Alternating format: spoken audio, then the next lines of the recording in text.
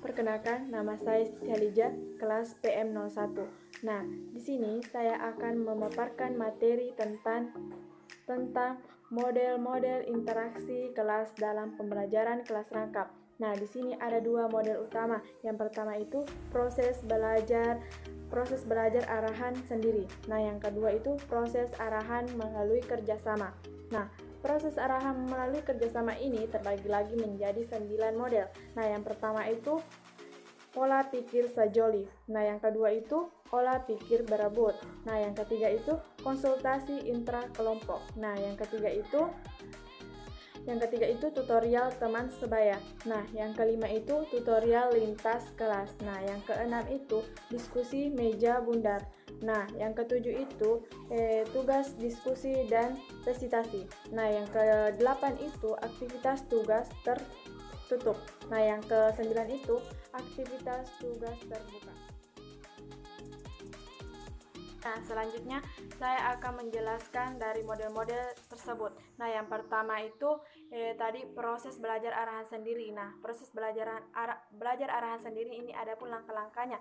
Nah, yang pertama itu penyeleksian. Nah, penyeleksian ini ada bentuk kegiatannya. Yang pertama itu kita menemukan informasi esensial. Nah, setelah menemukan informasi, kedua itu kita membuat catatan-catatan hal-hal yang penting. Nah, ketiga itu kita mengeksplorasikan ide pokok dalam informasi yang sudah kita buat. Nah, langkah kedua yaitu pemahaman. Nah, pemahaman ini yang di awal yang kita lihat yaitu pertama kita melihat bahannya. Ya, yang kedua itu menggunakan isyarat konseptual. Nah, yang ketiga itu kita harus mencari sumber-sumber lain. Nah, kita tidak berpatokan hanya satu sumber, kita harus mencari lagi sumber-sumber lain supaya kita lebih banyak referensi. Nah, selanjutnya itu penguatan ingatan. Nah, penguatan ini kita harus mengkaji ulang dari bahan-bahan dari apa yang kita dapatkan. Nah, selanjutnya itu mengingat butiran-butiran penting yang tadi kita sudah catat. Nah, yang ketiga itu mengetes diri kita sendiri. Nah, yang terakhir itu merancang cara belajar kita sendiri. Nah, selanjutnya itu langkah keempat, penjabaran lanjutan. Nah, penjabaran lanjutan ini ada pembentuk kegiatannya itu bertanya pada diri kita sendiri. Kita harus bertanya pada diri kita sendiri. Nah, kedua itu membentuk citra diri. Nah, ketiga itu menarik analogi dan metafora. Selanjutnya itu kelima itu pengintegrasian yaitu mengungkapkan sendiri apa yang kita tahu. Nah, setelah itu membuat ilustrasi atau diagram. Nah, selanjutnya itu menggunakan banyak sumber. Nah, tadi saya katakan kita harus mencari sumber-sumber lain supaya kita lebih banyak referensi. Nah, selanjutnya itu kita mengaitkan dengan pengetahuan apa yang kita miliki. Nah, selanjutnya itu menjawab permasalahan kita sendiri. Nah, selanjutnya itu pemantauan. Nah, di sini kita mengecek apa yang sudah kita kuasai, apa yang sudah kita dapatkan. Nah, selanjutnya itu menyadari kekuatan dan kelemahan diri kita sendiri. Proses belajar arahan sendiri ini biasa disebut dengan belajar secara mandiri. Nah, belajar mandiri ini bisa dilakukan secara individu atau kelompok. Nah, proses belajar mandiri ini adalah siswa bisa mengolah informasi atas dasar dorongan dari dalam dirinya sendiri. Maksudnya di sini siswa tidak menunggu tugas dari orang lain. Nah, di sini peran guru yaitu hanya mengarahkan dan memudahkan proses pembelajaran, memudahkan dalam pembelajaran.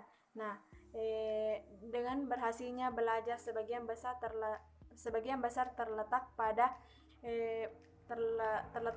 berhasil tidaknya proses belajar arahan sendiri ini dibiasakan di lingkungan sekolah. Selanjutnya itu model yang kedua itu proses belajar melalui kerjasama. Nah, tadi ada beberapa model, yaitu yang pertama itu olah pikir sajoli. Nah, ada pun langkah-langkahnya yaitu siswa menyimak pertanyaan yang diajukan kepada guru. Nah, setelah menyimak, langkah kedua yaitu siswa menyiapkan jawaban atas dasar dari pertanyaan yang telah diajukan kepada guru. Nah, yang ketiga itu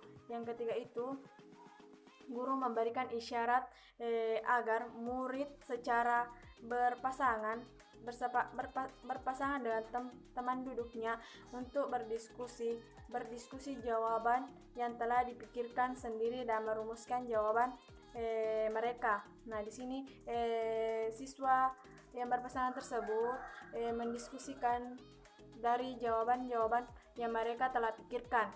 Nah, selanjutnya itu masing-masing pasangan diminta untuk menyampaikan jawaban dalam diskusi kelas dengan bimbingan guru. Nah, para guru di sini yaitu guru hanya berperan sebagai moderator atau pengatur dan manajer atau mengelola kelas dan meminta banyak jawaban. Nah, selanjutnya itu guru memikirkan. Nah, siswa memikirkan secara perorangan atau individu terkait pertanyaan yang telah diajukan kepada guru. Nah, setelah memikirkan pertanyaan tersebut, siswa mengeluarkan jawaban yang telah dipikirkan secara lisan. Nah, model ini termasuk proses mengemukakan pendapat yang telah dirangsang oleh siswa dengan pertanyaan-pertanyaan yang menyebar. Nah, tujuan model ini supaya untuk melibatkan sebanyak murid atau siswa dalam menggali jawaban dari murid-murid lainnya. Nah, supaya siswa bisa mengemukakan pendapat lainnya. Nah, perannya guru di sini adalah peran utamanya yaitu hanya sebagai penanya dan moderator dan manajer kelas. Selanjutnya itu konsultasi intras kelompok. Nah, di sini ada pula langkah-langkahnya yaitu pertama, siswa menyiapkan alat tulisnya di tempat atau di atas mejanya masing-masing. Nah, selanjutnya itu salah satu orang atau salah satu perwakilan kelompok diminta untuk membacakan pertanyaan yang telah dibuat. Nah, dari beberapa pertanyaan setiap kelompok. Nah, satu saja pertanyaan yang dibacakan. Nah, setelah itu semua murid itu berusaha untuk menjawab pertanyaan dari buku. Nah, yang telah disediakan atau hasil yang telah didiskusikan temannya. Nah, selanjutnya itu murid yang tidak membacakan pertanyaannya ditugaskan untuk mengecek apakah murid atau kelompok lainnya mengerti jawaban yang telah diberikan atau pertanyaan yang telah diberikan. Nah, setelah itu bila telah mencapai kesepakatan mengenai jawaban yang telah diberikan atau pertanyaan yang telah diberikan, siswa mengambil alat tulis dan menulis jawaban yang telah didiskusikan di kertas di catatannya yang telah disediakan masing-masing. Nah, setelah itu untuk meneruskannya kegiatan selanjutnya itu kita pindah di pertanyaan kedua dengan langkah-langkah yang dari awal. Nah, selanjutnya itu tujuan model ini untuk mengembangkan kemampuan dan kebiasaan murid dan saling membiasakan dan saling membagikan ide dan membuat kesempatan bersama mengenai suatu hal yang serta menggunakan hasil kesepakatan itu dengan bahasa sendirinya apa yang telah disepakati dan telah didiskusikan. Nah, model ini lebih baik diterapkan di kelas tinggi seperti kelas 4, kelas 5 dan kelas 6.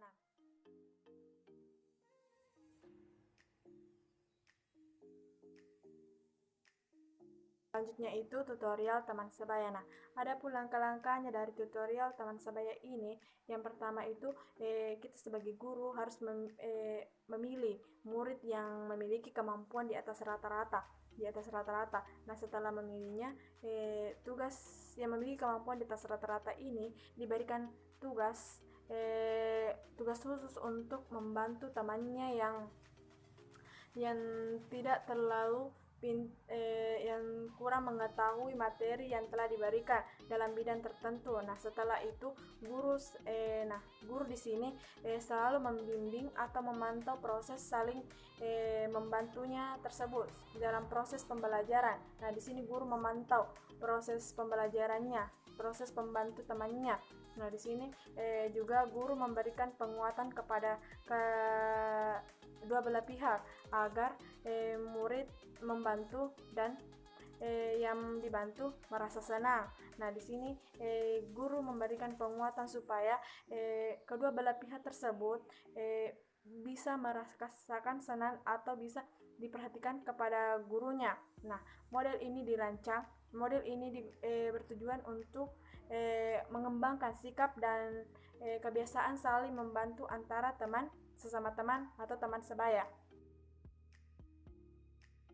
Selanjutnya itu tutorial lintas kelas. Nah, tutorial lintas kelas ini langkah-langkahnya tidak jauh dengan tutorial teman sebaya. Nah, langkah-langkah dari tutorial lintas kelas ini, yang pertama itu kita memilih murid yang memiliki kemampuan di atas rata-rata. Nah, setelah memilih, guru memberikan tugas khusus untuk membantu murid adiknya kelasnya. Nah, guru selalu memantau proses saling membantu antara murid. Nah, setelah itu guru memberikan penguatan kepada kedua belah pihak. Maksudnya di sini kedua belah pihak itu antara murid yang membantu dan murid yang dibantu supaya merasa senang. Belah pihak ini diberikan penguatan supaya murid tersebut bisa merasa senang. Nah, model ini bertujuan digunakan secara lintas kelas, seperti murid yang lebih tinggi dan mempunyai kepandaian yang ditugaskan untuk membantu murid yang di bawahnya, seperti kelas 6 yang membantu adik-adiknya di kelas 5. Selanjutnya itu model yang keenam, yaitu diskusi meja bundar. Nah, ada pula langkah-langkahnya, yaitu yang pertama yaitu murid dibagi menjadi kelompok dalam bentuk kelompok kecil yang berjumlah 3 atau 4 orang. Nah, setelah membagi kelompoknya, guru mengajukan pertanyaan yang menuntut banyak jawaban. Nah, setelah guru mengajukan pertanyaan, selanjutnya itu guru membagikan selembar atau secari kertas yang diedarkan dalam setiap kelompok. Nah, setelah guru mengedarkannya, setiap siswa bergilir dalam bentuk menuliskan jawaban pertanyaan menurut kata-katanya sendiri, menurut pendapatnya sendiri. Nah, itulah langkah-langkah dari model diskusi meja bundar. Nah, model diskusi meja bundar ini dirancang untuk mengembangkan keterampilan mengemukakan ide atau mengemukakan pendapatnya secara tertulis melalui situasi dalam bentuk kelompok yang kecil. Nah, model meja bundar ini hampir sama dengan model olah pikir berebut. Nah, hanya saja di model olah pikir berebut ini tadi hasil jawabannya disampaikan dengan secara lisan, tetapi di diskusi meja bundar ini disampaikan dengan secara tertulis. Nah, model ini lebih baik digunakan di kelas tinggi seperti kelas 4, kelas 5, dan kelas 6. Selanjutnya itu di model ketujuh, yaitu model tugas diskusi resitasi. Nah, tugas diskusi resitasi ada pun langkah-langkahnya, yaitu siswa diberikan tugas kepada guru. Nah, setelah guru memberikan tugas kepada siswa, selanjutnya siswa berdiskusi dalam bentuk kelompok. Nah, siswa berdiskusi dalam bentuk kelompok. Setelah itu mendiskusikan apa yang telah didiskusikan. Selanjutnya siswa melaporkan hasil diskusi diskusinya bersama teman-temannya. Nah, itulah langkah-langkah dari tugas diskusi resitasi. Nah, tugas diskusi resitasi ini merupakan kombinasi dari metode pemberian tugas. Nah, pemberian tugas dan diskusi dalam bentuk diskusi. Nah, model ini cocok digunakan di kelas tinggi seperti kelas 4 dan kelas 6. Kelas 4, kelas 5, dan kelas 6. Nah, model ini bertujuan untuk mengembangkan keterampilan akademis yang digagapi melalui situasi kerjasama dalam bentuk kelompok. Nah, guru di sini hanya berperan sebagai narasumber atau manajer. Selanjutnya, model yang terakhir itu model aktivitas tugas tertutup dan model aktivitas tugas terbuka. Nah, di mana kedua model ini tidak memiliki langkah khusus, tetap karena model ini hanya berlaku di prosedur pemberian tugas yang biasa saja. Nah, adapun bentuk kedua model ini yaitu di aktivitas tugas tertutup, yaitu berbentuk tugasnya hanya memerlukan satu jawaban yang benar. Nah, sedangkan di aktivitas tugas terbuka ini berbentuk tugasnya menuntut hasil yang beraneka ragam, misalnya yaitu membuat karangan. Siswa disuruh membuat karangan. Nah, model ini digunakan dalam bidang studi apapun, di berbagai bidang studi. Nah, dalam pembelajaran kelas rangkap, model ini lebih tepat digunakan dalam kelas tinggi seperti kelas 4 dan kelas 5. Nah, model ini guru hanya berperan sebagai narasumber dan manajer kelas. Nah, adapun juga tujuan dari model ini adalah melatih kemampuan berpikir kognitif siswa dan komunikasi secara tertulis. Nah, itulah tadi penjelasan singkat dari model-model interaksi kelas dalam pembelajaran kelas rangkap. Demikian, saya Siti Halija. Assalamualaikum